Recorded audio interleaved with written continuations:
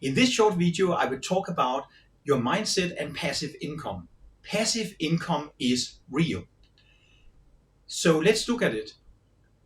Passive income is income without any effort.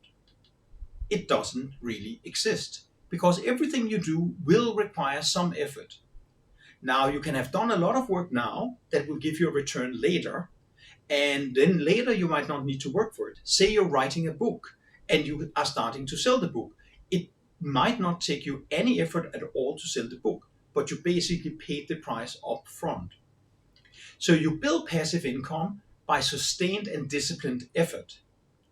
And you must constantly try to remove yourself from the equation, and removing you from the daily operations of your business, or making things once that can be sold many times. You should be thinking, how can I franchise this business? Because then you will get the right mindset. Some examples of what to do and not to do in relation to passive income. Tony Robbins is probably the world's most famous coach, and he do events with thousands and tens of thousands of people. But he's the attraction. Instead of doing it everything himself, he should have trained some trainers that could go on and deliver his content. In that way, his job would be to train the trainers that would then train the audience. Now, he is forced to be on stage. He's forced to be there in order to make sales. Now, I think one of the reasons he chose this is because he likes to be there. But this also means that when Tony Robbins gets too old or don't want to do it anymore, what happens to his business? Another example is the Rolling Stones.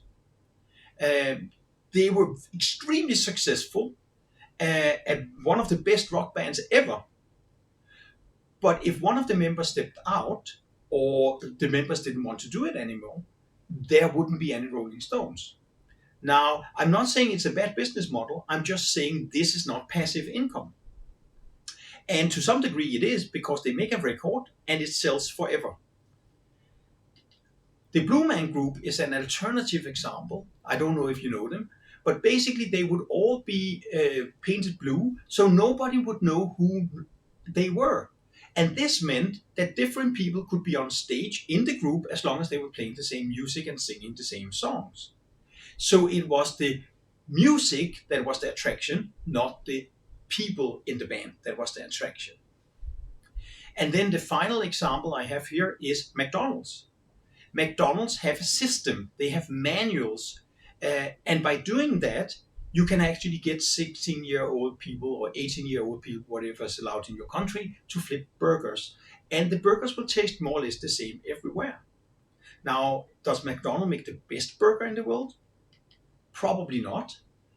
But they have consistent taste across the world, which is why most people that go to McDonald's because they know what they get, and it's kind of fair value. So I hope I've given you a bit of background about passive income and ways to think to make it happen. In short, if you have a business, think about how you can systemize and franchise what you're doing, because in that way you can remove yourself from the equation and you can get better results with less effort.